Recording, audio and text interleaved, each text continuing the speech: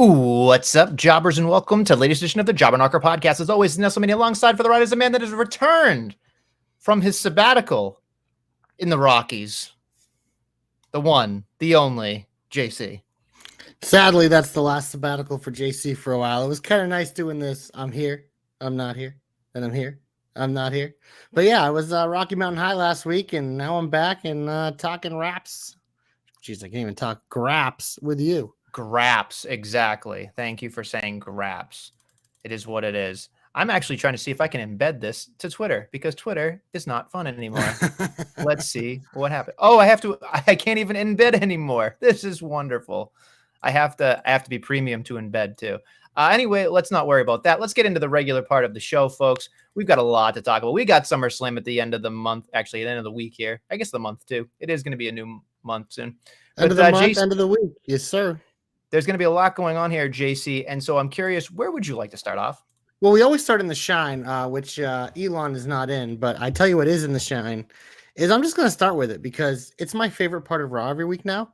I fucking love Carlito and the Judgment Day. Those backstage segments, every week, they make me laugh. And I'm watching it and I'm appreciating it more and more because I'm like, this is a faction that we were waiting to die forever. But I am still finding joy in this because of the infusion of Liv, but especially Carlito. It's just so simple with him. And then his match this week was a lot of fun too. I mean, we're both Carlito guys. We always have been. The guy just loves selling. He likes looking like a dunce. They had the freaking Apple spot where he almost choked getting roll up. But I can't get enough of it. It's something that has helped keep this group interesting. It's just that nice little comedic relief, something that I always appreciate. So Carlito's kicking off the show for me this week, Nestlemania. I bet you didn't see that coming. I did not. I will say the match against Jey Uso had me in stitches. I love watching that shit. I will say I was, me being me, I was laughing about the Apple spot because we don't see the Apple spot an awful lot. And then I'm thinking to myself, that poor motherfucker's going to choke on that apple. He spits her right out after the spear. Thank goodness. But man, I mean, like, I don't even know if we want to talk about the Judgment Day across the board being in the shine or if you just want to be specific to Carlito here. But even the PS5 line, are we going to get this replaced thing? Like, I was just, there's so many things when you think it's done. And then like Rhea's like, why is he still here? Why is they'd say, oh, Carlito, you got to go out alone. That's not cool. No. It's so perfect because it shouldn't make sense and it shouldn't work, but it does. But this is like the value that he brings to television. Cause it's like, like in the ring, he's fine. He's obviously a little older, but he's still in decent shape. But the fact that he's able to provide this character stuff, it makes everything more interesting. He kind of took the R-Truth role, really, with the Judgment Day. It's kind of funny because we're like, oh, they're getting rid of R-Truth, but the Carlito thing works. It's a nice dynamic because we can kind of talk about the Judgment Day here because I am curious your take a little bit here because obviously Rhea and Priest are very much in like the baby category now. But Finn, JD, and I mean, Dom's even kind of teetering now with the whole way they're going with the Liv thing. She had her fiery promo this week, literally super hot, fiery promo, trying to try out for the fire bitches apparently. But it is interesting because it feels like SummerSlam is the big mark for a lot of these storylines. We obviously have Priest and Rhea in the singles matches, and we expect possibly at least one new champion out of those matches. But we're obviously gonna get to that in the predictions more. But there's a lot of moving parts. But now that we're finally here, it's like, oh shit, there's nothing left to do. Like the judgment is coming for the Judgment Day on Saturday. So you're going to be very interested in this entire thing playing out, I would assume, because there's a lot of moving parts here. Like we can talk about what happened on Monday with Gunther and Finn Balor here. I think that was a great match. A great match. And then Priest, fighting for his guy after all that stuff. We could talk about the fact that, Liv Morgan versus Rhea Ripley has a lot of implication there. But the one thing I thought that was a very, very small telling thing, and I don't want to say it's in my hope per se, but I want to make sure that it's said, is Liv wrecked the clubhouse. But if you look closely, there's one face that's not X'd out. That is one Finn Balor. And so the plot thickens here. They could be swerving us, bro, as they say. All the cookies are there, all the crumbs are there, but there have been many theories, JC. I'm curious your thoughts on this. There's been many theories of Liv is going to help. Dom's going to help Liv, and they're going to walk off together and make out, yada, yada. There's been a theory that Liv and Rhea Ripley are going to dump Dom together and become a team somehow. Oh, God. I don't know if that's a thing. There's the Liv somehow getting help from Finn Balor theory, which seems like it's got legs. I'm curious what you're looking for in this and what's going to satisfy you. You want a surprise here? Is there something definitive for you? Well, I think Liv beating Rhea is probably one of the locks here because that kind of completes the revenge tour. The question for me in that match is like, do they use Dom as the reason why? Or does maybe she win in spite of Dom and Dom messes up even though he's trying to help Mommy, but he accidentally helps Liv? Like, that's the thing that I'm curious. Like, that's the hook that has me in. It's like, is Dom really going to turn here? Or are they going to keep him with kind of Mommy and Priest? Yes, Liv does has legs, as we saw a few weeks ago. Baby!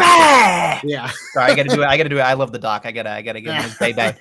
So, but the one I'm more intrigued with, well, I'm actually very intrigued with that. The one also, the other thing is like, I feel like we all think it's a foregone conclusion Gunther wins.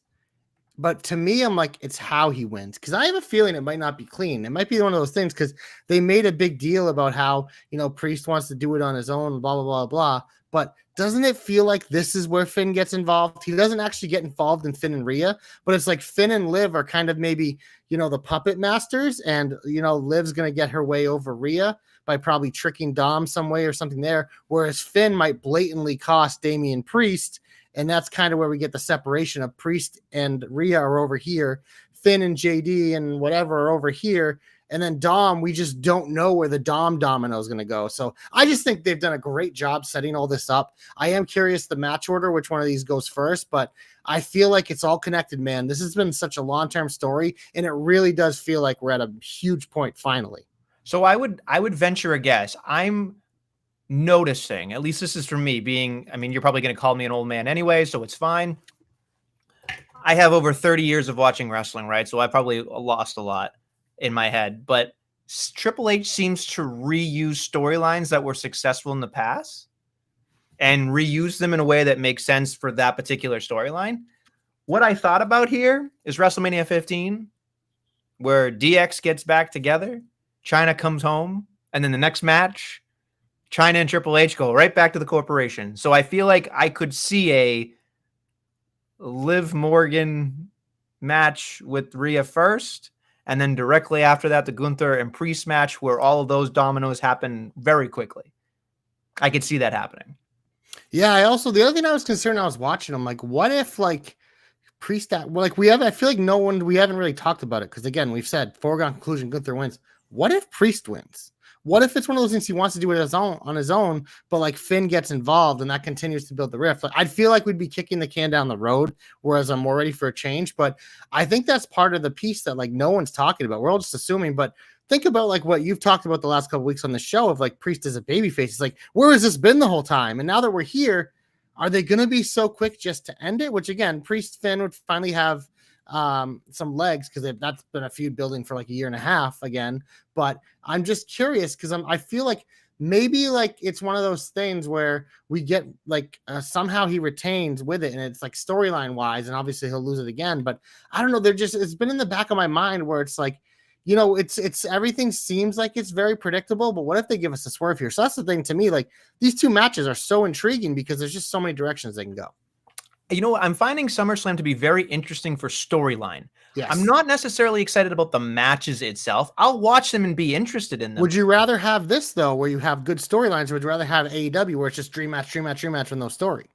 I mean, I'm excited. I'm excited. I mean, CM Punk was on First Take this morning on Tuesday morning talking about, he's like, this could rival WrestleMania in terms of its implications, essentially, is what he was saying. I think that's what he's trying to build. Obviously, we can talk about CM Punk later, but it's true. When I was looking at this card, I was, every time I see the card, I always sit there mentally and I'm like, I'm going to watch this one a little bit closer. This is going to be my piss break. This one I'm not going to care about at all, blah, blah, blah, blah, blah. But as I went through and I was looking, I was like, there are implications in all of these things. At the very minimum, I'm going to watch the closing moments of every one of these matches very, very closely because that there's going to be things happening. And I think Triple H has done a great job in terms of making people understand that the pay-per-views add the value. Like that's the checkpoint that we've been talking about. And that's been lost for a very long time. So I'm very interested to see how this shakes out because SummerSlam, to me, there have been moments in the last 2 or 3 years under that different regime that have been fantastic. There are great SummerSlam moments, but this is the one that I'm looking at to see. It's not necessarily, to me, the most exciting thing in the world, but there are things that could potentially lead us in a different direction overall that I'm very excited about. I prefer this. I mean, this is, I think, why we're WWE guys, because I prefer where I look at a card and be like, you know what? If someone just showed me this on paper and I didn't know the stories, I might look at it and be like, really? But if you know the story, it's really good. Whereas like AEW, like for the other side of the coin, it's like they'll book all these things and be like, whoa, that looks cool. But then you'll get there and you'll be like, oh, it literally is just a match. So it's like, that's the beauty of what WWE and especially Triple H has become, is like you said, the PLEs are really like the exclamation point on feuds, or they're a major turn in the book to another major chapter. It's like you hit it right on the head with checkpoints, where it's just like before in the Vince era, it felt like, oh yeah, we might have some, the same match 3 pay-per-views in a row for no reason, like blah, blah, blah, and like whatever. But it's like this, it's just like, yeah, we never thought that Priest Gunther was going to be the match. But now that we're here, we're like, huh, they position Priest as a good babyface. They have all this story around it. This could be Gunther's crowning moment. There's just so many layers to it. And I think that's so exciting. You know what's funny? Our boy Danny Grimwood would say, that Priest is not a very good champion. But I beg to differ in the last 2 weeks. I'm curious what he says after the last couple of weeks, because I feel like he's made strides. I feel like I want to see him win it. I want him to get another shot at being this version from start to finish, because I think they did him a disservice.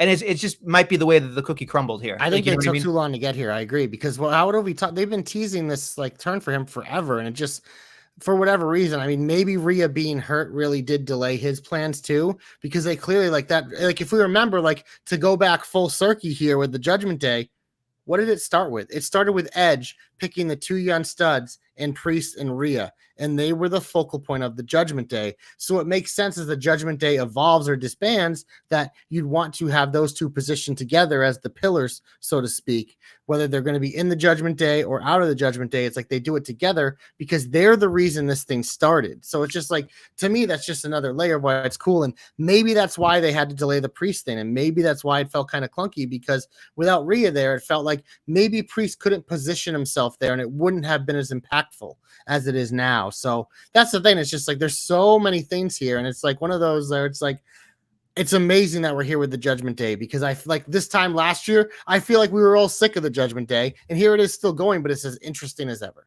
Okay, let's move on. What else you got there for this positivity shit? Oh, you mentioned Gunther and Finn. That probably was one of the highlights in terms of match of the week in Nestlemania, but I'm just gonna put this here because I never thought I'd be okay with this Nestlemania.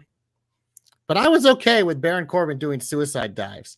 Here we are. How fucking fun was that? The first 2 matches of that gauntlet, especially with Corbin and Apollo taking on your boys there in Legado, and then the second match taking on the Street Profits. It's just like, that was just a lot of fun. Like sometimes it's like, this is why I love tag team wrestling, because it's different. And the Corbin Apollo, like they're kind of that perfect mix, even though like maybe their characters don't fit as well together, but like in terms of wrestling style, to have like the big like powerhouse and Corbin who can kind of move, but then the super athletic Apollo Crews, like that makes for a really fun match. And I also want to shout out the Street Profits here, because it's one of those things, man.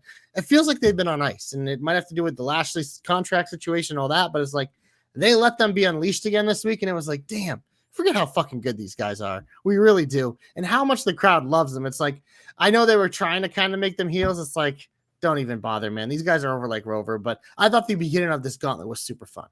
I was surprised how good Apollo and Corbin were together. Yeah. Like I like both of them separately. Yeah. But when I watched this, it was a tag team I didn't know I wanted. I don't think they'll ever really amount to tag team champions, maybe a one-off, like a short run. But here's the thing. I actually don't mind this. I'm okay with this. I think that both of them have been around long enough. They've been sniffing around long enough. Apollo Crews has both mid-card titles. Mid-card champions. Yeah, it's like they've done it. And I feel like, yes, we know that there's a plethora of tag teams, unfortunately, really not being sent. Like, I guess they're not built around. I mean, we know that Johnny Gargano and Tommaso Ciampa are kind of there, and we're going to see what happens on Friday there, which is kind of a thing. But I am curious, because I feel like this could be by accident one of the better hodgepodge tag teams that I've seen in recent history. And what did we just come off of Nestlemania and NXT? The Wolf Dogs, which she just threw together, and how magical was that? It's like, I'm just saying, there's a common denominator there, and he's all studs. So I you know what it is that he hasn't really, he being Corbin hasn't really found a tag partner till he found the War Dogs. in my opinion. He's running with other people, but the War Dogs was just second to none. And I'm thinking to myself, this guy deserves his flowers to get back to the top. I don't think he will, but he's so good that I think that he can pretty much make anything work. And it's a testament to how dedicated that person must be, because I think he's probably gotten some motivation from John Cena being his neighbor, being like, you know, you got to make chicken shit out of chicken salad here or whatever, or reverse it. You know what I mean? But it's one of those things when I watch Corbin, I'm like, oh, is this a throwaway? And then when they started beating people in the gauntlet, I'm like, this is, and the minute he tossed him over the top rope, I'm like, and they go to break, I'm like, holy shit, they're getting time. This is great. And then, the rest of it happened. But I think the foregone conclusion was like, okay, we knew the bloodline, this was all built for bloodline purposes. So it is what it is. I do think, if I can step on your toes here for a moment, whether you like it or not, I think the bloodline wins on Friday to set up the idea that there's a chance Solo's going to end up with the title. You know what I mean? Like, to plant that in your head. I think that is a very smart booking thing, but I also think that they could easily have KO and or Randy return and cost them the titles very easily and kick this down the road or something. But it's going to be interesting, because I think there is a little intrigue there, because I think you're right. It would be like, to position it more believable that Solo will win, is that they'll already have them. But they obviously could save the Randy and KO returns for after SummerSlam as well, or at SummerSlam if the main event turns into a super schmoz, which it very well could, as we've seen with many bloodline matches the past couple of years. Yeah. And if, as Nestle's, playing with his arm there, powering up. That's not my arm. That's just me, baby. Yeah. Oh, okay. But yeah, no, it'll be interesting. We can get to that when we preview that, but it is obviously, like you said, the bloodline won. I think, obviously, Jacob Fatu and Tama Tonga are super fun to watch. I think Tonga Loa playing up the eye patch thing is fucking perfect too. He's like their Carlito. It's great. Is he not the funniest wrestler of the bloodline? Like, he's such a goof. Like Jimmy. Like, here's the thing. They by accident, maybe not by accident, but if you look at the bloodline, like, well, it's like you get Roman and Solo. That makes whatever. I still don't believe it, but it's a side-by-side comparison. Tonga and Jay, right hand mans, that makes sense. Goofball Jimmy, goofball Loa, like that makes sense. Yep. And then the wild card is, fucking Fatu is in now what the Solo role was. So right. I mean, Sammy seems like he could potentially be the wild card back in, but like I look at it and I'm just like, I was interested because Doc last week said he's just done with the bloodline because he thinks it drags everything out. Doc did a good job last week, but that was by far his worst segment. That was wow. Nice cold takes, Doctor. Love you, Doctor, but that was pretty brutal. Because here's my thing with this whole bloodline thing is people have just bitched for years about being sick of Roman and they wanted things to be different, blah blah. They literally infuse 3 new superstars into it. They elevate one of their younger superstars that people were calling to push, and people are still fucking complaining. This is why WWE doesn't listen to the internet, and why you shouldn't. But it's like, they like literally our complaints about the bloodline was the same shit all the time, and now they've literally evolved it. And it was a very slow start, admittedly. I said that too. I mostly kept my mouth shut because I want to see it, but I think it's got very intriguing the last month. And whether you believe Solo or not, I don't know. Like, that's what I get it, because I think honestly that's supposed to be part of it, is you're not supposed to fully believe him. And Cody kind of sold that, because he brought up about last year how he said he wasn't ready, and now how Friday he's going to wants to look into his eyes and see if he's ready. Because I think that's part of the storyline, is that you're not supposed to fully believe Solo. So that's why when Roman comes back, whether he says that he's glad Solo stepped up or he's mad Solo stepped up, like, it's intriguing. So I think a lot of this is by design. But I think it's super fun because obviously, like, everyone, the thing that drives me nuts with this is everyone's talked about how amazing Tama Tonga has been since he's come out. He's overachieved, and how Jacob Fatu is the coolest thing in the world. But then they say this is lame. I'm like, that doesn't make sense. Like, you can't think all these things. So it is interesting because they've really pushing that is going to close the show, so that we know there's going to be a lot of shit going on, potentially a Roman return. But I could also see it where Roman doesn't come back for another couple of months and they fucking continue to kick this down the road and really, really like tickle our balls a little bit here and make us wait. But it'll be interesting because they've been teasing Cody and Randy a little bit too, but that still feels like it's like an end of the year winter as we get and turn to the new thing, because I don't know. I feel like we might be in this mess for a little bit here, but it just like it's a lot of like the Judgment Day. It's like they found a way to continue to evolve these stories, and Jimmy Uso's going to be coming back at some point too. It's going to be curious how that plays out. So, and they signed another Samoan, apparently like a month ago. So we got more Samoans coming, baby. Yeah, not Shorta, Tala. That's what it is. Do you know about this? Let's talk about Jordan in the UFC. I have no idea what that is, so I'm just gonna Jordan Vucinovic in the UFC. So okay. I get that you'd have to check that out because I'm not a fan of that. Sorry. So anyway, and is there anything else, Bloodline, you would like to move on? We can move on. Okay. Anything else that you'd like? I mean, I'm still enjoying the Logan Paul and LA Knight stuff. Yeah, I mean, this has just been a fun feud, and it's just like this was pretty simple formula this week. You have Logan Paul come out, try to cost him, doesn't. LA Knight gets the win. You got the beat down, but like this has been one of my most anticipated matches for SummerSlam. I've been so excited to see this, and I think this continues to be a lot of fun. Like these two guys were made to feud with each other, in my opinion. I mean, I think it didn't seem like there's anything else they can do with it because it feels like it's kind of there already. It's been there for a while, so I don't think there's like it was a maintenance week for me. Like it didn't really move the needle, but Logan Paul's been doing a great job.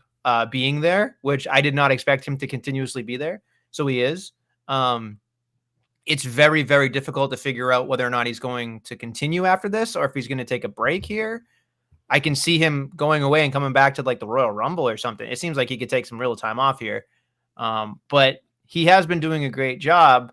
I will want to see how he's perceived in Cleveland. He did say in that promo, which is very interesting, said, Mr. Cleveland, he's getting booed. I mean, he said Mr. Cleveland, though, is coming with some pride. So is he Mr. Cleveland? Is there another Mr. Cleveland? Is it LeBron James? Is it somebody else from Cleveland that's a big deal?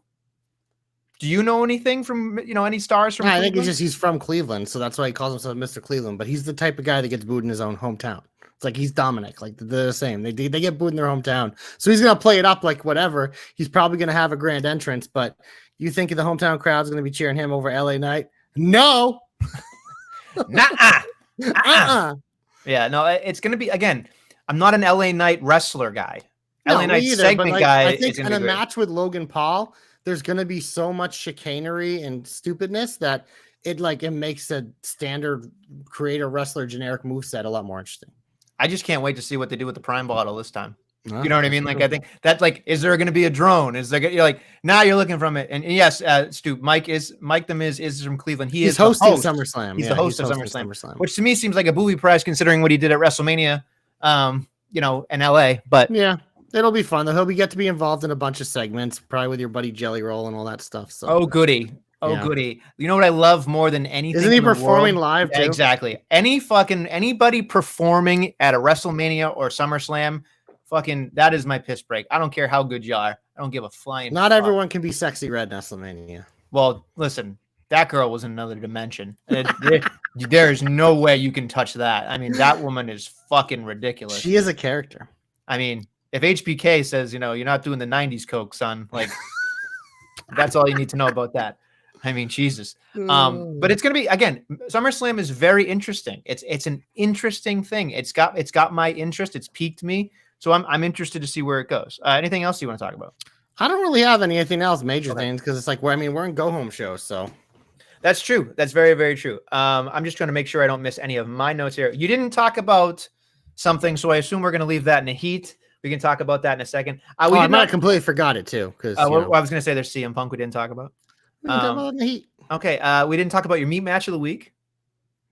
Oh yeah, that was a fun match. Sheamus and Big Bronson Reed. Yeah. I know you're hot on the Pete Dunne thing. I'm not as bought in as you are. Here's the thing. He was great last week, and then this week a fucking shillelagh. Sign me the fuck up. Let's go. Let's fucking go. When I saw the shillelagh, I was like, wait a minute, he's from England. Oh no, wait, the shillelagh's for Sheamus. That's what it is. And I just went, you didn't pick up on that? No, I know. And then it was like a half a second thing there for a minute. Again, though, but it's another Triple H. It's a callback to a gimmick that he had when they were with the Brawling Brutes. Sheamus came out with that fucking thing. So it's interesting, but it's like, I mean, Sheamus Pete Dunne will be a fun match for sure. But I don't know.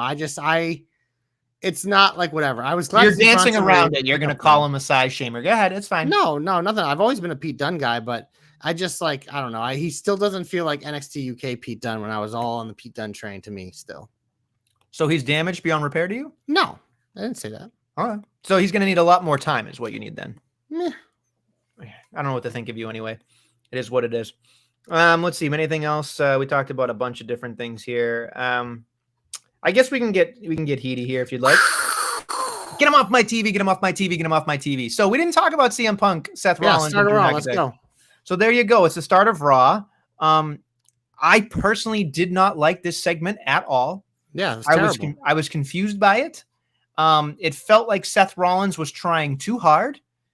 McIntyre was the best part of this segment, and then CM Punk, in my opinion, was the drizzling shits in here. And I don't even think it was his fault, though. No, I think the crowd didn't wake up either. No, it's not the crowd's fault either. This is one of the most poorly written segments I've seen in a long time on WWE television.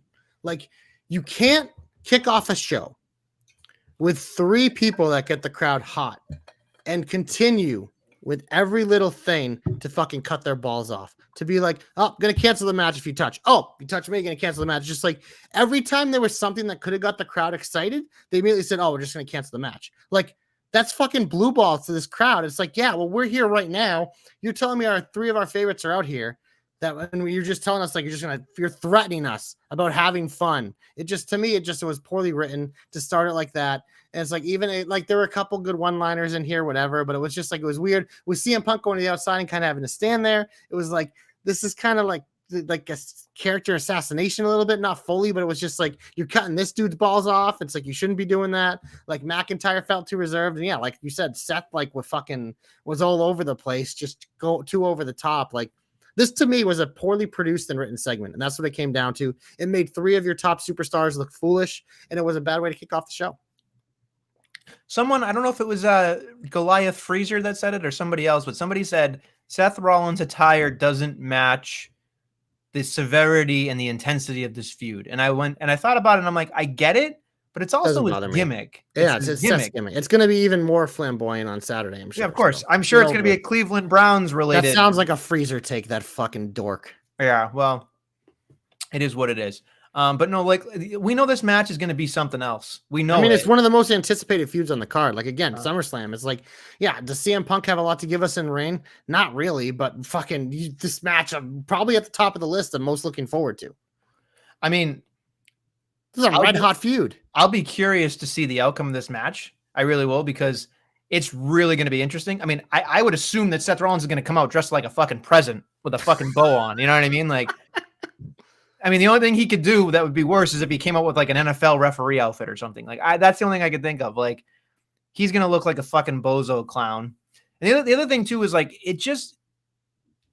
I didn't believe a word Seth Rollins was saying. Like, I stepped in and I chose to be this person. And I just thinking to myself, no, you didn't. Fuck you. I don't believe that at all. And then it was just like, I don't like you. I don't like you. It's like, wait a minute. I'm supposed to believe that Seth Rollins hates Drew McIntyre as much as he hates CM Punk. When Drew McIntyre beat him at WrestleMania 4 or 5 months ago, he just stood there with a fucking black eye and looked at him and said, you deserve it. So I'm not buying that shit at all. They were feuding for like 8 months. You know what I mean? Like, it doesn't make any sense to me. It was all built on respect after that. Yeah. So I don't buy any of this shit. And it seems clunky to me. It seems like they were red hot. And then like the minute Seth Rollins got involved, it just somehow felt like it was too many cooks. Yeah. Poorly written, poorly produced. End of story. I hope it's good on Saturday, though. I mean, it's gonna there's gonna be so many spots and like things in that match that are gonna be interesting, and it's gonna continue to set up. Like, it's gonna continue to tease like a Seth Rollins CM Punk feud. Drew's probably getting screwed again another way. Just like there's so many interesting things that are gonna happen. It's going to be good, but they certainly did not sprint to the finish. They're collapsing to the finish here. So we didn't talk about it. So I'm gonna guess you want to talk about it here. I'm gonna talk about it here. I know what you're bringing up because I know you're upset. You're very butthurt because you've been pounding your fist about something for weeks, and you nestle curse that shit into immediate action. So literally. I'm curious your thoughts about the overall segment, and then what's going to happen next week on Monday Night Raw. with the Wyatts, 6 against Gable and friends. Now, the segment itself, I thought Otis was over like Rover. Love that stuff. I love that Maxine smacked the shit out of him. I thought that was wonderful. Then they had the fucking lights come out, and they're all back to back to back, and the 3 goons come out with their masks, and they look badass. And then they fucking take their masks off. And I just thought to myself, why? Why do I do this? Why do I do this to myself? You know, I go out on a limb, I say stupid shit, and I yell into a fucking cavern, and it comes right back into my fucking stupid face. And all I kept thinking about was, I did it to myself. I absolutely did this to myself. And the minute those masks came off and the crowd went nuts, I'm like, it's still fucking Dexter Lumis, Joe Gacy, and Rowan. That's it. I don't give a shit. Because here's the thing. Yes, you can tell me that the original Wyatt family did the same fucking thing. They didn't wear masks, folks. They were the first iteration of it. This time around, no one's going to get excited to watch Rowan wrestle. I'm not going to get excited to watch Dexter Lumis. Like I said, Joe Gacy, fine. I was going to say, don't you dare slander Joe Gacy. No. But I'm looking at this like they're going to fucking wrestle with their masks off. Yeah. They're going to wrestle like regular fucking people. Yep. And you know what? I don't want to see fucking Rowan getting suplexed by a Creed. I don't want to see Joe Gacy doing a fucking cartwheel and smiling like a fucking moron. I don't want to see Dexter Lumis slithering with his dreadlocks and trying to do a pump handle slam. I don't want to see any of that shit. And you know what I'm going to get on Monday night? All of it. Yeah. Because Nestle knows nothing. Well, that's what it comes down to. Well, this was the problem with your theory, because I think, like, in general, I do agree. Like, the minute they wrestle, it loses that extra oomph that they have. But it's just like, to me, and I haven't really wanted to say this because I know people are really excited and it has been exciting, but it's just like this kind of thing. It's like, this is why in wrestling, like, these type of things have a very short shelf life. And that's what kind of made Bray so amazing, but he was constantly evolving. But even still, every time Bray got in the ring, it felt like some of the shine came off him, or we had complaints about it and it was like, wasn't as good. But it's like, the problem is, this is a wrestling program. You can't have a group with 5 or 6 people and have them never wrestle and have them just be retribution and attack people. We tried that. It doesn't work. So it's like, they have to get in the ring eventually. But to your point, which the part you are right about, is that completely destroys it all. But again, it's a wrestling program, so that has to happen. So it's kind of doomed from the start. And that's why these things, like the anticipation of a group like this and wrestlers like this, is always better than what you actually get. It's through no fault of their own, but it's just like, they have to become 3-dimensional characters at some point. Because guess what? When you're in the arena, you're seeing them in 3D, and it's a wrestling program and they're wrestlers. So eventually you see them wrestle. It's not a movie. You know what I mean? Like, that's the difference. It can't just be a movie forever. And they're doing it probably a lot faster than you would have liked. They probably could have maybe built it up a little more, but it's just one of those things. It's like, this is how it's going to be. And honestly, I think in front of the live crowds, they're still going to be super over for a while. It won't fade, because it is a cool thing to be a part of in the crowd, and a cool, like, presentation and all that. Like, that stuff's cool. In the in-ring, whatever, it'll be fine. Like, I mean, especially the way, like, the Creeds and Gable wrestle, like, it's going to be a super exciting match. Like, so, like, and Loomis's new look was pretty cool, I thought. But yeah, this is how these things always go. They're always better in anticipation. But once you get to the, okay, let's do it, it always is a soft landing. It's like a chicken or the egg scenario, right? Like, it seems really cool. But it is really cool. It just, something's going to happen. It's not cool forever. But the thing is, there's a reason why Eric Rowan was canned the first time, right? Like, he did everything he could already. Now he's back. We're going to see if something can happen with Eric Rowan. Joe Gacy, I'm excited he gets a fucking chance. Like, I'm excited for him. Bo Dallas, we'll see what happens with him. But to your point, JC, we can suspend disbelief. We talked about this with Doc last week.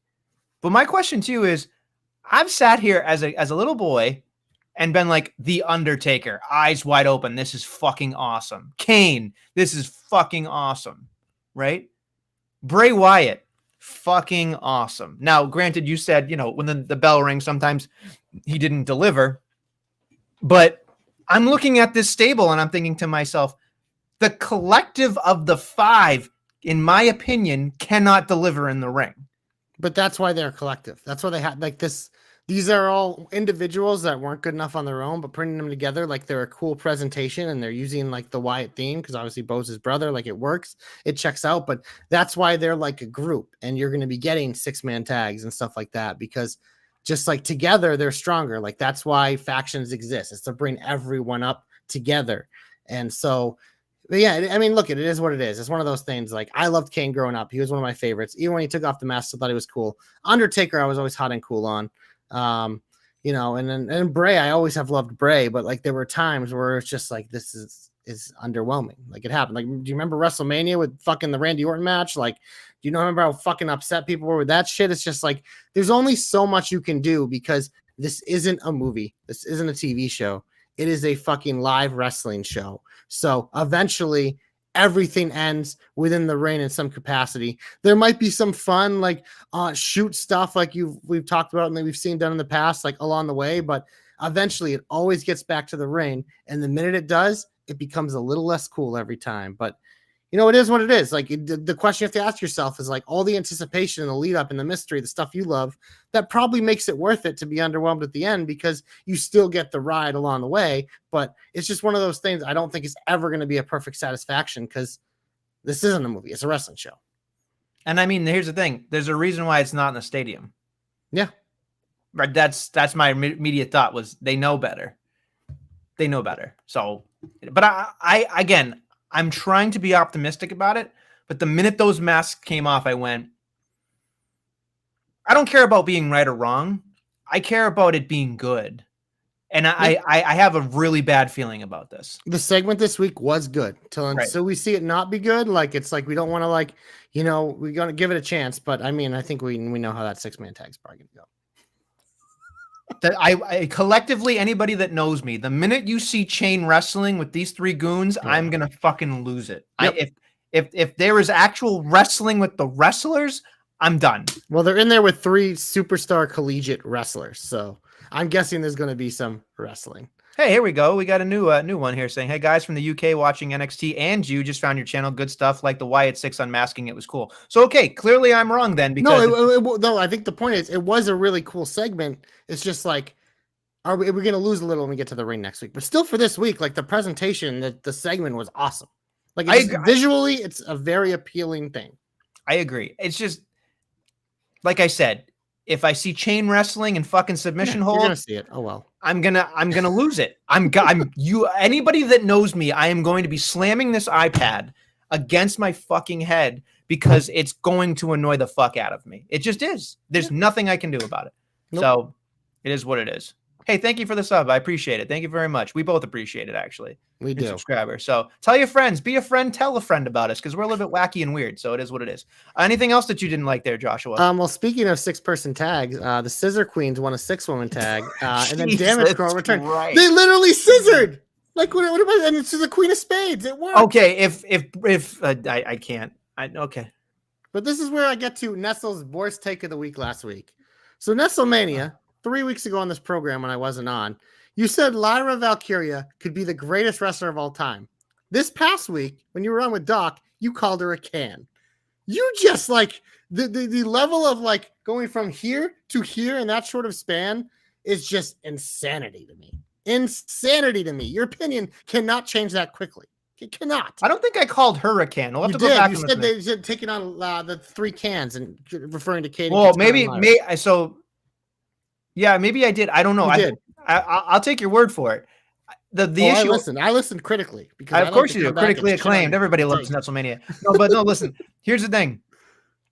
Did I curse her? Absolutely. I should be Papa Shango. But the thing for me is I think she has the potential to be one of the best women's wrestlers in the world. But she's saddled with the fucking dancing queens and the fucking. She just got called up. She's gonna be fine. I know, but I look at it. This is the thing we forget with wrestling. It's like not every single person can be fighting for the world title at the same time. Not every single person can be fighting for the mid-card title at all time. Oh, women don't even have one, by the way. Not every person can be in the main event all the time. It's just like how much wrestling has Bianca Belair done the last couple months since they lost the titles? Almost none. But that doesn't mean she's not one of the biggest stars in the roster. It's just like it's a rotating thing. The important thing for Lyra is she's still on TV. She's still getting entrances. She's in matches. She's in a storyline. Like, yeah, they're clearly trying to push this new group because clearly the Scissor Queens need it more than the baby faces do. So they're getting a very hefty push because then Damage Control returns, and now we get another 6-woman tag, which I know you're excited for. Oh my God. You know, I said it last week, but now it's like watching it in a mirror. It's like Doink versus Doink for me. It's like 3 women I couldn't care less about against 3 women that I should have cared and I don't care anymore about. It's like, and then there's the fucking Lyra and Dancing Queen thing. Like, I am looking at this in my head going, in theory, I want all of these women to get TV time. And they are fantastic, but I am just not interested. I am not interested. Like, Zoe Stark tries her best. Good for her. Sonya Deville win this week for Guthrie. Yeah, big dub, apparently. And then, there's, Shayna Baszler, who is fucking ridiculous, but it is what it is. It's tough. But so our new friend here says we are talking about SummerSlam. We already kind of hit on the Judgment Day stuff. We'll have our preview at the end. We are doing our preview at the end. So if you stick around in about 20 minutes or so, we'll probably end up doing, depending on how long we talk about everything. But yeah, again, it is what it is. I'm not excited about 6-person tags, 6-man tags. It doesn't fucking matter. Are you interested in Damage Control being more on the baby side here? Because I mean, look, they're 3 women that are very easy to cheer for. But I kind of want them to teeter a little bit because I kind of like that they keep the badass look, but we'll see. Well, if you notice from there's the Black Lotus group from, previous iterations of what they were doing. They're trying to steal from that. So that was a pretty badass group. So maybe they're doing something there, but I will say it's too little too late for me. Okay. Like, I liked all of these women individually. I think they're all fantastic, but as a collective, give me something else. I don't disagree. So it is what it is. Moving on, we're going to go back to SmackDown for a second here because it's just kind of a head scratching kind of thing for me I don't really understand this Nia Jax thing because it was just like, okay, she's getting a new briefcase. Like, that's about it. That's about it. She didn't get it yet. It was still taped up. No, I know. It's just like, and there was previously, they did whatever, but it's just, it's fucking hard. It's hard to watch. I like the idea of Nia winning. I like the idea of Tiffy cashing in. But I don't think, here's the thing. If Tiffany doesn't get the briefcase on Friday or Saturday, then she ain't fucking cashing in. I'm beginning to think that she's not cashing in at this point. I don't know. This match feels weird to me now because the buildup has been weird. I think Nia Jax, to me, still has a real shot at winning here based on all the previous work. She probably should win. I would say her holding the title with Tiffy over her shoulder is intriguing to me for a little while. Right. Because you can tease the Tiffy turn, so when it actually happens, it'll be fucking nuclear. And I feel like they haven't like milked enough of it yet. So it does feel like, they'll kick it down the line. And I do feel like Bayley has done whatever she can with it. But I think they haven't given her much opportunity. They're moving her on to Bae Priestley or whatever the heck her name is, or Blair Davenport or whatever the hell. It's just whatever. She got married. Congratulations, Mazel Tov. One for you and the good-looking Chase U guy. But Bayley should probably get other people over. It's just it is what it is right now. She's a ring general. Let her get other people over. Let's move on. Yeah. I'm tired of it. Zoe Stark does suck. You're right. You're right. Yeah, we got a lot of Zoe slander in the chat here. Yeah, sorry, Guthrie. Again, we are accused by Guthrie of being the program that never said anything positive about her, which is true. And clearly, we are not alone. Like, she is what he is. She's a fine worker, but hell of a drop kick. Hell of a missile drop kick. I'll give her that. Hell of a missile drop kick. Hell of a missile drop kick. She's a sniper. Every time she hears it, I hear, "What a sniper!" And I just start laughing. Like, what is she doing? Playing Call of Duty. So let's move on to the rest of this nonsense. Let's see. We already talked about Judgment Day. It seemed like whatever. We talked about that. I am curious what you felt about Braun Breaker and saying you're telling jokes to prepare for this matchup, and Sami Zayn and whatever, and I'm going to be lifting and going to the gym and getting my thing in. And then they have, of course, later on, Sami Zayn with a promo trying to hype it, and then just like fucking clockwork, Braun Breaker comes out, and Sammy was ready this time. Again, it felt like we didn't need it this week. We already had everything. Yeah, this one's primed and ready to go. Like, you don't, like, I feel like it's just an extra throwaway segment for me. I thought the Braun promo was fine, though. It was like the different look promo. But you didn't need him to go back in there because in my opinion, you kind of exposed that he couldn't do certain things. He couldn't go over the top rope when he got fucking clothesline and he had to high face him over. So all I kept thinking to myself was like, what the fuck are we doing here? But again, to me, there could be a lot of title changes on Saturday. I don't know. We'll see. It's certainly positioned to go that way. But we could be wrong, right? We could be. Well, I honestly, I think I have 3. Okay, that's fair. Yeah. That's fair. Yeah, that's very fair. Moving on to very other things here. Let's make sure. Let's share. I think we're done. I think let's get hopeful. Let's move on. Unless you have something else in your heat. Glorious! You're my only hope. Would you like to go first, or would you like me to go first? You can go first if you like. Yeah, because you don't have one, do you? Neither do you. Yeah, I do. Because mine's going to be pretty simple here, Nestlemania. I'm going to the CM Punk Drew McIntyre match. We've talked about how clunky it has been to get here, but we have to keep the story going. And that is Drew McIntyre continuing to get screwed. You kind of talked about a little bit last week, too, about maybe this is how you maybe pull apart CM Punk and Drew McIntyre for a little bit, like whether you go back to Drew and Seth or whatever. But it feels like one of these guys is going to be positioned to go after Seth next.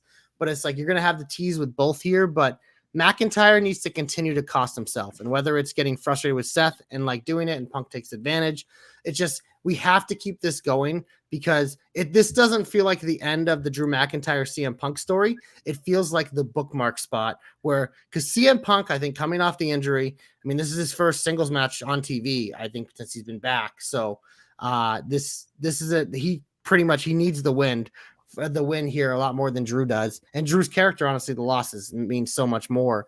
But it's just, how do they do it? But for me, it's like CM Punk has to win. Drew McIntyre has to continue to screw himself. And this really closes maybe the first half of the CM Punk Drew McIntyre story that we get back to eventually. But we take a break here. And that's why we have the Seth Rollins in, whichever direction it goes. But I am curious because it does feel like Seth kind of is in purgatory with this. Because, I mean, we just saw Seth and Drew feud for like 3 different times last year. So it's going to be interesting how they do it. But my hope is pretty simple. It's that Drew McIntyre has to continue to find ways to screw himself. CM Punk needs the big win and that we revisit this later because I feel like it's one of those things where it's like, it's been good, but it needs a break, but maybe CM Punk is the first to challenge Gunther or Priest retained or something like that. It feels like that might be a good way to go to kind of stretch it apart and make this match feel more meaningful because the winner got something out of it.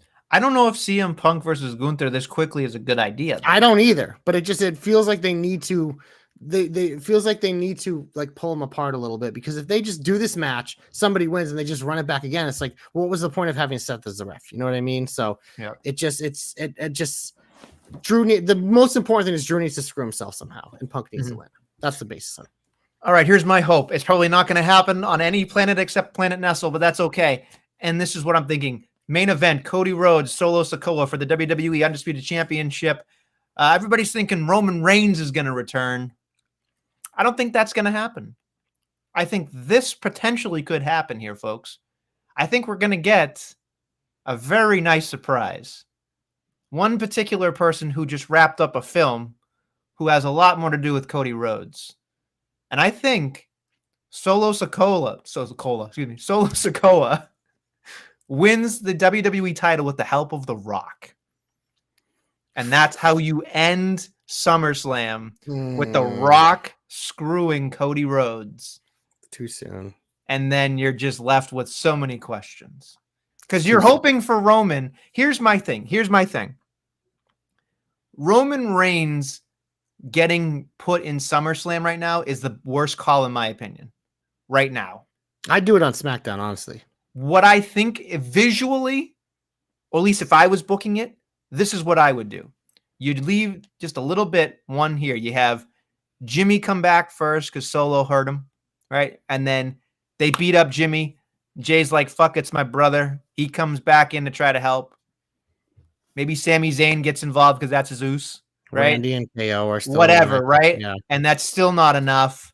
And then you get that monumental moment where all of the bloodlines standing there saying, we just fucking killed everybody. And then all you hear is, ladies and gentlemen, and he comes back to a massive fucking pop. And you're like, oh shit. And they're just staring at him like, what are you going to do? And then all of the bloodline comes out with him. They put up the ones, and then you hear the song, and it's like, let's fucking go. And it's boom, that's it. Because if you blow your load at SummerSlam with just Roman Reigns, it doesn't do anything. Because if Roman Reigns is gonna, here's the thing: if Roman Reigns clears the entire fucking bloodline out with one fucking Superman punch apiece, you've effectively killed the whole bloodline thing. It'd be a stare. They did anything. It's just. I think you're on. Like you're right. Jimmy Uso is the big return here, but I think the other thing to do is you just have Randy and KO maybe become a part of it too. Like this is gonna be a typical fucking Roman Reigns main event where there's fucking schmoz, a million people running in. Like that's what it feels like, and it just feels like we're kicking it down the road because if we're truly headed for like War Games Bloodline, it's like it's too soon to bring Roman back. You know what I mean? So.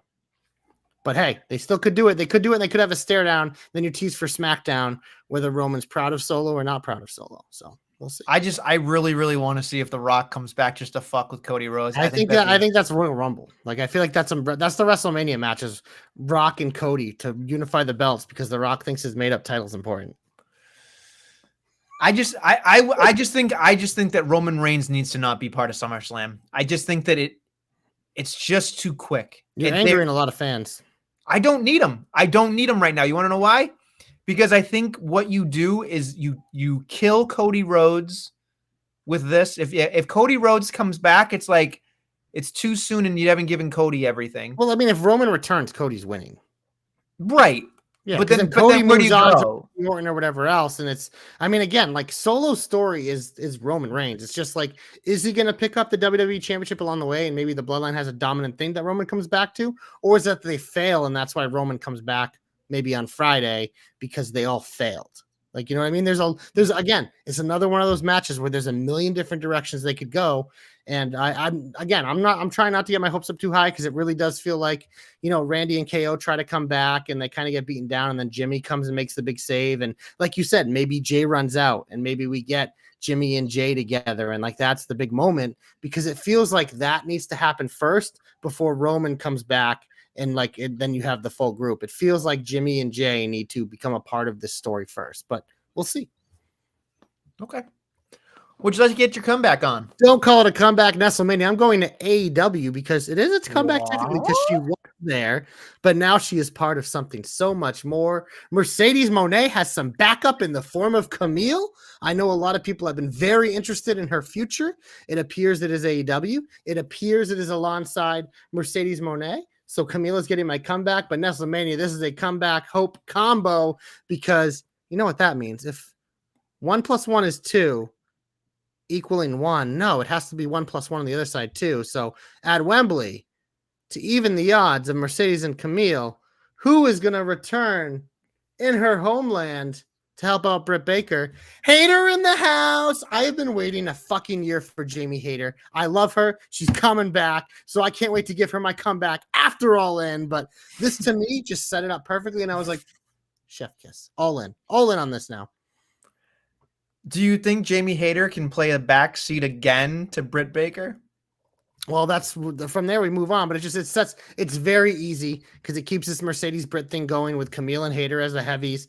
It sets up matches between whatever, but then eventually we will get the Hayter getting pushed above. But I think just in terms of a return to pop, it just makes too much sense. Her to return at home, even the odds with the big babyface Britt Baker against the big bad heel and her heavy. I think it's perfectly set up. And from there we go where we go, but it was all too perfect. The minute I saw that, I was like, okay, finally, we're getting Jamie Hayter back, and it's going to be, hopefully they don't blow the return before, because AEW does that a lot. It's like, literally save it for Wembley. The pop in that stadium, Nestlemania, will be fucking amazing. I hope you're right, friend. I really hope you're right, but we'll see. We will see. My comeback. You ready for this? Yes. Ready for this? You hear about this? This is for my boy Guthrie. I'm giving my comeback to one Karrion Kross. Wow. That's right, folks. That's right. Karrion Kross. You heard it here, folks. Nestlemania giving Karrion Kross his comeback. When I watched him cut that promo, I went, where has this been the whole fucking time? He wasn't menacing. He wasn't trying to be some fucking like tough guy, psychopath. He was just being a dick. And I was just like, you know what? He made fun of the fucking crowd. He did all his nonsense. He didn't seem like anything was out of place. He made fun of Kofi Kingston a bunch. He wanted, to beat up Woods. He wanted Woods to join the fucking Final Testament. He kept saying shit like, "You're the worst King of the Ring ever." I was so interested in that. He's not wrong at all. But I was thinking to myself, like, even the match, I was just like, okay, the match is what it was. I don't really care. He had to have won with help and whatever, and the big goons help him. But I was just like, great, let's make him that type of character. Let's not make him the stupid fucking TikTok guy. Let's not make him the fucking, like, I'm going to kill you. Like, no, there's too many of these fucking people around. What he did was super basic, and it worked. Just keep him basic, bitch. That's it. It fucking works. I was interested in it. I was. And I'm not making fun of him. I'm like, don't make him this way. Just make him a dude who speaks the truth. Let's just leave it at that, and it's wonderful. And I just think he's got his goons to fucking be the goons for him, and then get Paul Ellering back in the fucking senior citizen home where he belongs, and let Scarlett talk every once in a while. Let's move some fucking parts around here, and let's do some renovations in this bitch. Let's do it. So I have been enjoying this like E-list storyline because it's something, it's interesting, and I'm curious to see how it plays out. But that's not on SummerSlam WrestleMania. So we'll have to wait till Raw next week. But we're going to head on to the big old finish, and we're going to start with SmackDown, which is before SummerSlam. And we have 2 title matches, and we have a Cody and Solo face-to-face where Cody wants to look into his eyes to see what he sees, to see if he's ready. So we have that. But we also have 2 tag team title matches. We have DIY defending against the Bloodline, Isla and Alba defending against Bianca and Jade. Nestlemania, do we have 2 sets of new champs here? If Bianca and Jade win this, what was the fucking point? To give them a hometown win. Like that but was they didn't even get to defend the fucking They're defending things. them right now in NXT. No, that's fucking, well, it doesn't matter. It doesn't matter. They're defending they got right one now. fucking defense. Woo-hoo-hoo. Okay, great. We literally said at the time the only reason they get in this titles was the hometown pop, and it was cool. We always know they're coming back to Jade and Bianca. It's too soon. No, it's not. It's been like 3 months.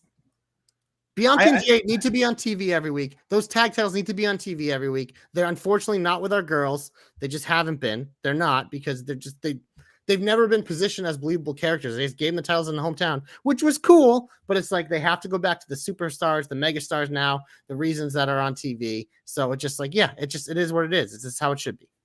I'm not going to be happy about it. If the Bloodline wins, I wouldn't be surprised. I think DIY wins. I think there's going to be some chicanery here, and maybe we get a rematch at SummerSlam as an impromptu matchup, perhaps. We already have 7. I don't know if they'll load it, but it is. I think. Well, here's the thing. I think SmackDown is also in Cleveland, so Johnny will kind of get the hometown treatment. But who knows? Maybe they're part of the run-in in the main event because of this match. So you never know. Jesus Christ! I hope not. Yeah. I really hope not. But again, we'll see.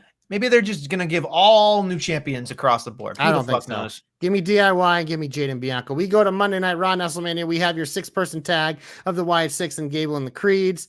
I feel like the Wyatt 6 are going to win. I don't think it'll be a squash. I think it's going to be an actual wrestling match, and you're going to lose your mind.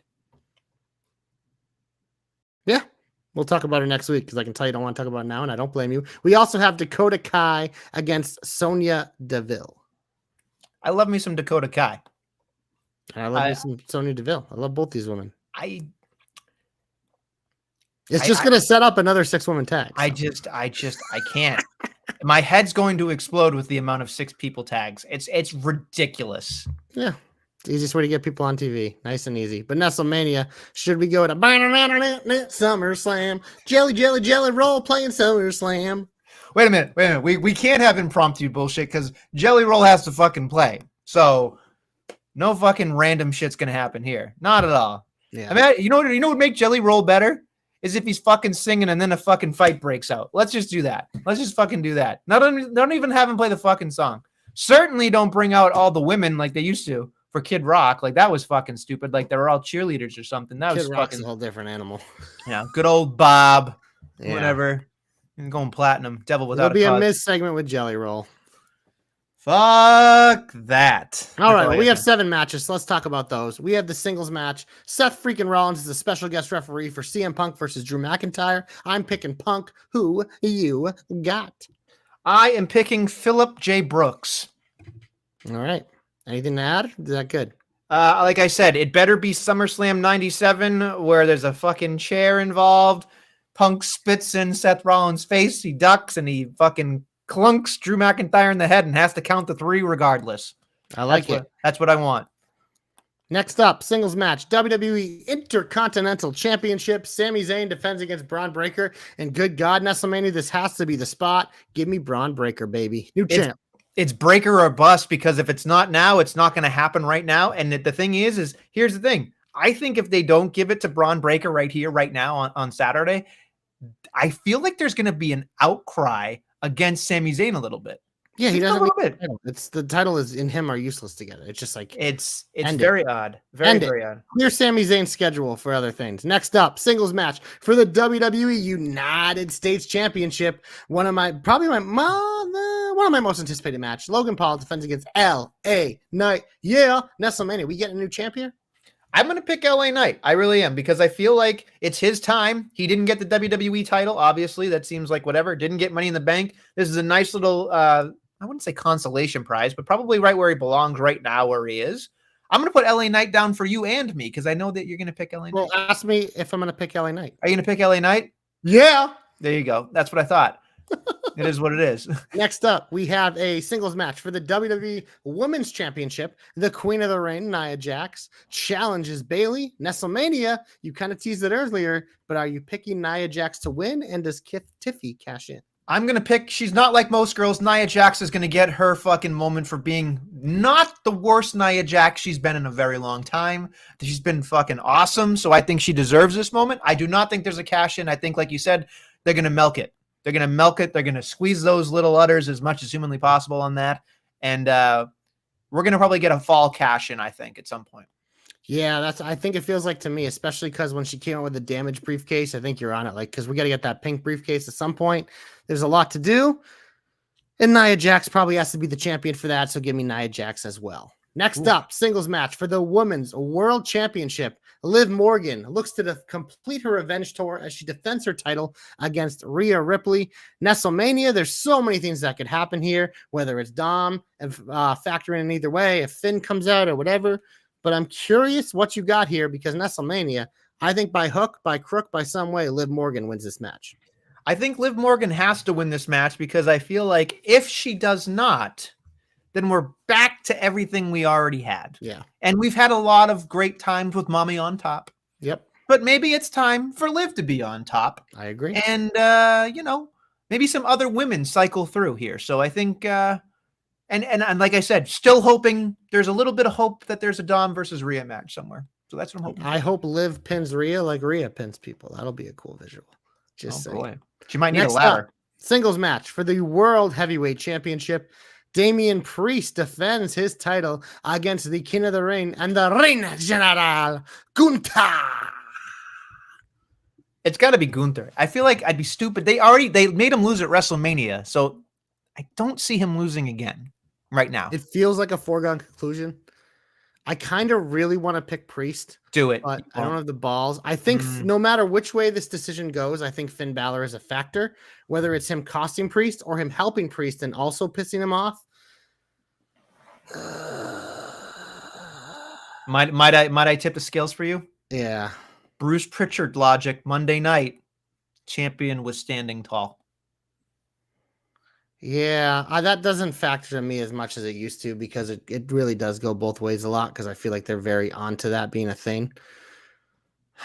I'm ready for Gunther to be champion, but I'm going to pick Damian Priest here. Wow, balls! Yeah, I have a feeling move. We're not getting there, and something's going to factor in here, and maybe they run this back in. Is the next pay-per-view Berlin? That's true. That's true. I think they're running it back there, but it also could be run back as a rematch. But I feel like if Finn's turned, it's harder to do the rematch. So I think Priest wins because of Finn's help, and it kind of creates this weird thing, and then Gunther wins in Berlin.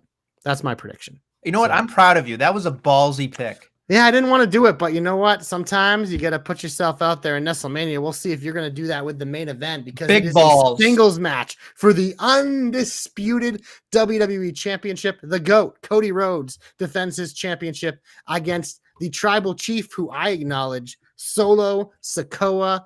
Nestlemania, I'm obviously picking Cody Rhodes because I'm not a fucking idiot, but are you picking Solo Sikoa? You basically called me an idiot, is what Yeah, you're telling me. that's what I do every week on this program. It's hard because I have to go back and forth in my head going, do I pick Cody because it seems like a logical thing to do? Or do I go out on a limb and pick Solo? You pick who you think's going to win the match. That's how this works. But if I pick Solo, the next thing out of your mouth is, I'm sorry, if I pick Cody, you're going to say that I don't have any You're a balls fucking fraud because you've been saying the whole time how Solo needs to win. Solo needs to win this. So fucking stick with your guns, baby. Fine, I'll pick Solo. There you go. All right, I pick Solo. Dumb fucking pick, but I like it. It's a dumb fucking pick, but you know what? It's okay. You know we what? We both might have made dumb picks just on different matches. It's one of those things where I hope you're right and I'm 100% wrong on everything because it just seems like egg is going to be on my face after Saturday night anyway, so it's fine. I know you don't want Roman Reigns, but do we see Roman Reigns? I think that seems pretty likely. I just feel like, why? Why would you waste it's not a waste either year because no matter what, because wherever they do it, it's going to be a fucking incredible moment. But it feels like we're going to be blue balls tier. I think they're purposely every pay-per-view, the Bloodline, Cody stuff could be main event just till we get there. But I think your point about like we have these new members of Jacob Fatu, Tama Tonga, and Tonga Loa. That is too soon to have Roman come in, but this is the Jimmy Uso spot for sure. And if they don't blow the returns of Orton and KO on Friday, they're also very live here. Also, as we mentioned, the hometown hero Gargano could be very live as well, depending what happens on Friday. So there's plenty of people to cause schmoz in this main event without Roman Reigns. So I'm thinking the earliest we see him maybe is on SmackDown, but I still feel like this might be kicked down a little more because there's a long time till War Games if that's what the plan is. So, all right. Yeah. One way or another, there's going to be a lot to discuss next. One way or another. Are you done? No. Okay. There's going to be a lot to discuss next week on the Jobber Knocker for sure, because we're going to have to break all this shit down. What went right, what went wrong, all that nonsense. So stay tuned next week, folks. Tuesday at 8 o'clock. It'll be interesting to see what the High Chief Peter Maivia over here thinks about everything. For sure. Before we get there, Nestlemania, 2 minutes to shit on AEW. What'd you think of Blood and Guts? So here's the thing. People were saying it was the best Blood and Guts they'd ever seen. Disagree. I finally watched it. It wasn't. It was fine. I liked all the spots. Yeah. I liked it, but it was weird to me that it was like spot. And then it ended with a fucking like talk. I understood the way they did it, but it came off. I don't know. It was tough because the way they built up Jack Perry, that's how it kind of went. But I don't know. Tony Khan has such a hard on for Darby. He loves to have him just like be like Superman, which again, I love Darby too, but I don't know. I felt, to me, it kind of felt like the Raw team won, but it's whatever. I think it was a fine match. I think it was definitely a good Blood and Guts. But the best, I don't know if I'm going there. It's hard to think about the best ones, like they're all very good for different reasons. But when I was thinking about this, it made Jack Perry look like a bitch. Yes, 100%. And that's not what you want. No, especially with how you've literally rebuilt him, so we fucking think he's a badass asshole, and you just took it all away. So you cut his nuts off. Yeah, he needs to definitely beat Darby Allin at All In, or else his career is fucking. He's got to get his shit back.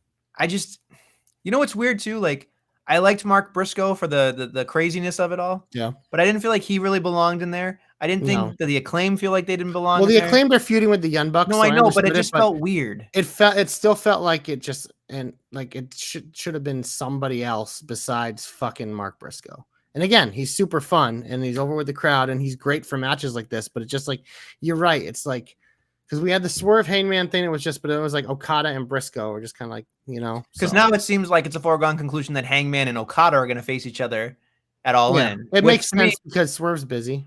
It just feels weird to me because the other thing too is like Bryan Danielson, the Jag, isn't cleared till All In. So how are you supposed to build this fucking thing? You're not. It's an AEW dream match WrestleMania. It's the opposite of what WWE does, what we talked about. It's just they put a match in a paper. They're like, this will be cool. Great. And again, the reason why I called him a Jag, because I know the internet fucking loved that. Like, that clip went bananas, but it's just like most of the people who were outraged clearly did not listen to what I actually said. I'm like, the way he has been presented in AEW has been as a Jag. Bryan Danielson is not a Jag. He is one of the greatest wrestlers of all time. But he has been presented in AEW as a Jag. And that's whatever. That just is what it is. That's like, maybe that's the role he wanted, was to put people over, and that's fine. But it's like, you can still put people over and not be presented as a jag. So it's just him just like now being thrust in. You can be like, well, it's the story that you overcame and you finally won it. Yeah, but that doesn't mean it's fucking believable, you fucking virgin. Good God. Go back and suck on the tit, you loser. Jesus. I will say this much. After Wednesday, blood and guts happened, whatever. But watching Tony Storm come back out and say, are you prepared to die? Because I am. I'm like, I want this match to go on last. It has no business. Dude, I get it. I didn't realize this is until like the end of August. No, not to the end of August. And then the whole card's ready because we even got MJF and Ospreay like giddy up now. So it's just like, you got like 3.5 weeks left. There's going to be a lot of random wrestling matches in between. Hopefully no one gets hurt. It's so, all right, I had enough of AEW. It's so frustrating. We didn't even go over what's going to be on Wednesday, so it is what it is. Who fucking cares? It's all filler till we get to Wembley at this point because the whole card's set. So, all right, you hear that? JC doesn't even want to talk about it. He's out of here. So on that I'm note, not on vacation this week, so you got me now. You're stuck with me again, boys. I'm here. Don't worry, I'm not leaving. He'll save the program. Don't worry. Everybody was telling me how much they love you. So Doc wants to replace me so you guys can be the jobber knockers. It's fine. You know? Yeah, that's fine. Over my fucking dead body. On that note, you can go. He's got enough fucking podcasts anyway. Doesn't he need a third? That's no, true. thank you. He does have like 30 podcasts. It's fine. He doesn't need it. It's fucking whatever. I'm not even going to say it. Anyway, on that note, thank you for listening and watching the Jobber Knocker podcast. We'll be back next week with some more Jobber Knockery.